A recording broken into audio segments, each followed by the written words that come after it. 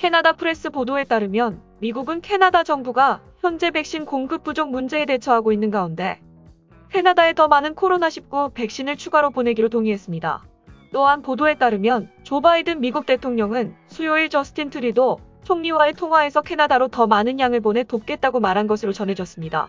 캐나다의 각 주의 총리들은 캐나다로 들어오는 백신의 양이 적고 때때로 출하가 지연되고 있기 때문에 그들이 할 수 있는 양의 일부만 투여하고 있다고 호소하고 있습니다.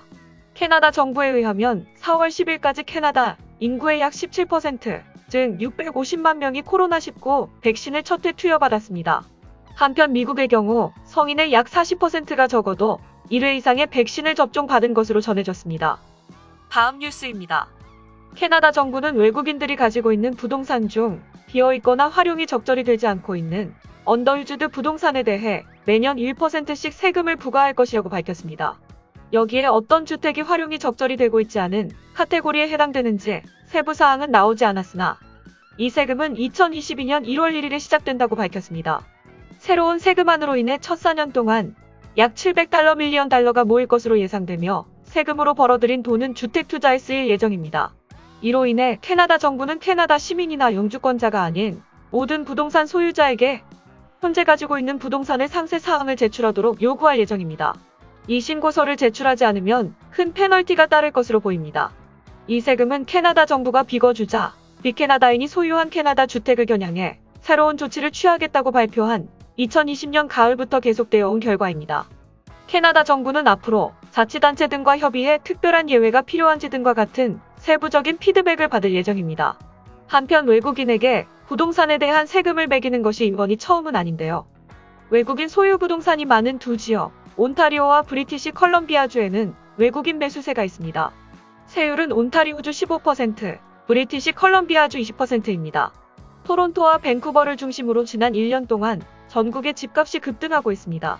캐나다 정부는 새로운 세금이 집을 구매하지 못한 캐나다인들이 적정한 가격으로 주택을 구매할 수 있도록 도움을 줄 것이고 희망하고 있습니다.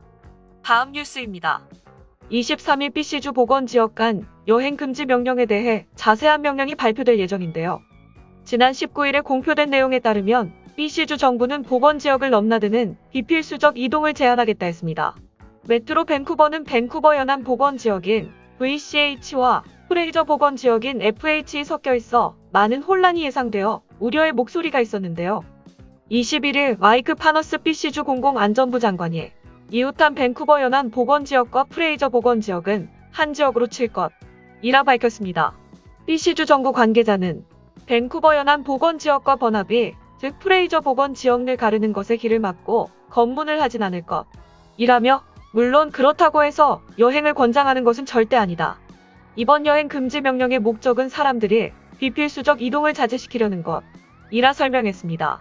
파너스 장관은 출퇴근을 하는 직장인들, 장보기 등 필수적 목적을 위해 이동하시는 분들을 제재하려는 게 아니라 비필수적 목적으로 여행이나 캠핑을 다니는 분들을 제재하기 위함이라며 불시 검문은 BC 페리를 타는 지역이나 메인랜드 지역을 벗어나는 지역 등에서 할 예정이라 전했습니다. BC주 정부는 한 차량만 갑자기 세워서 검문하는 일을 절대 없을 것이며 음주운전 단속처럼 길을 막고 해당 도로를 이용하는 차량들을 하나하나 검사하는 식으로 불시 검문이 진행될 것이라 밝혔습니다. 다음 뉴스입니다. 새 학기가 시작하는 오는 9월부터 12세 이하 어린이는 대중교통을 무료로 이용할 수 있게 됩니다. BC주 정부는 이번에 발표한 예산안에서 2,600만 불을 이 프로그램에 투입한다고 밝혔습니다. 2,600만 불에는 대중교통 당국에게 지원하기로 약속한 공동비상 운영자금도 포함되어 있습니다. BC주 정부 발표에 따르면 12세 이하 어린이들은 버스, 스카이트레인, 시부스 웨스트코스트 익스프레스, 하디다트까지 BC주 모든 대중교통을 무료로 이용할 수 있습니다.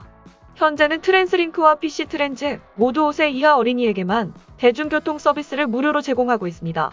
이 프로그램은 대중교통비에 대한 부담을 조금이라도 덜어서 가족들이 좀 더 편하게 이동할 수 있도록 하는 게 목적입니다. 어린이 연간 이용권을 끄는 가정의 경우 이번 프로그램으로 연간 아이 한 명당 최대 672불을 절약할 것으로 보고 있습니다.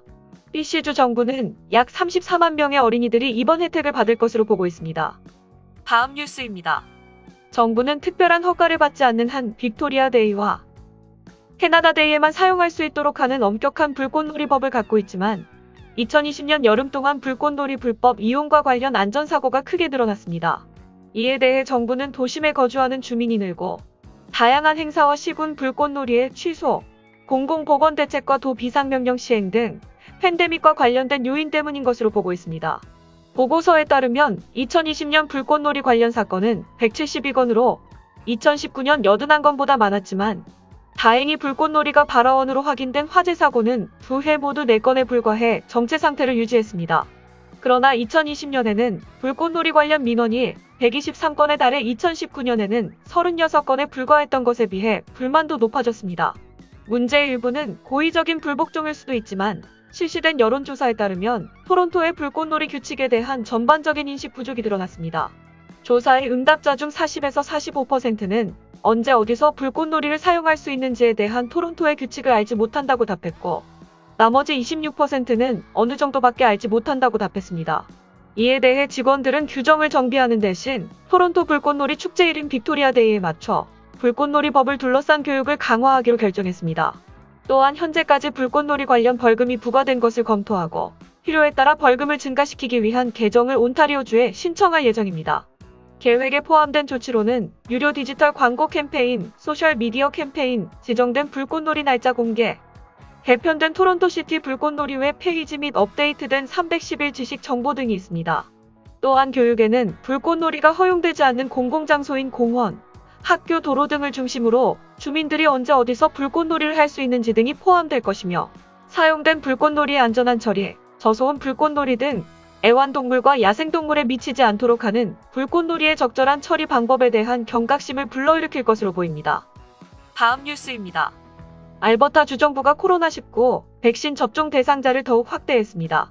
지난 4월 20일 알버타 주총리 제이슨 케니와 알버타 보건 책임자 디나 힌쇼 박사는 정기 브리핑을 통해 40세 이상의 알버타 거주자에게 아스트라제네카 코로나19 백신을 접종하겠다고 밝혔습니다.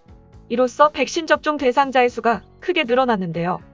현재 알버타 내에서 코로나19 백신이 접종한 대상자는 다음과 같습니다. 이번에 코로나19 백신 접종 대상자가 된 40세 이상의 알버타 거주자의 경우 다른 백신 접종 대상자와 마찬가지로 백신 접종 약국에 연락하거나 알버타 헬스 서비스의 온라인 예약 서비스를 통해 예약하거나 헬스링크 811을 통해 백신 접종 예약이 가능합니다.